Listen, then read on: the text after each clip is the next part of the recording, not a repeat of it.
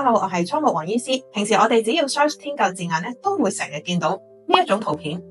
究竟呢3個位係咩穴位呢？點解會咁常用？大椎穴係位於督脈上面嘅穴位，佢係喺我哋第7頸椎下邊嘅凹陷位置。咁呢個穴位咧，其實佢係有雙向嘅功效嘅。佢同時咧升陽之餘，亦都可以退熱嘅。咁其實係咩意思呢？簡單舉個例子啦。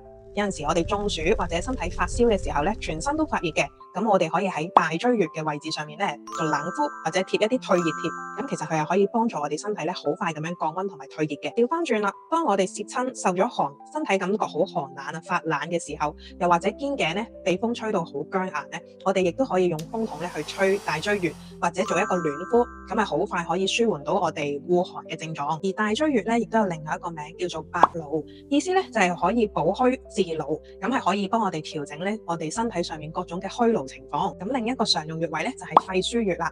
肺腧穴嘅位置咧係喺我哋背脊第3胸椎棘突下邊旁開1.5寸嘅位置。咁講到明肺腧有個肺字，大家都容易聯想到佢係有助調整我哋肺部嘅功能噶啦。咁所以當我哋要治療一啲肺系嘅疾病，例如久咳、哮喘、鼻敏感等等咧，咁都一定會用到肺腧穴噶啦。咁但係除此之外咧，其實我哋增強肺部功能咧，亦都有助我哋預防流行性感冒啊，去增強我哋個免疫力，令到我哋體質變強嘅。咁所以有陣時咧，我哋即使冇特別嘅疾病咧，都可以喺肺腧上面做一啲嘅貼敷。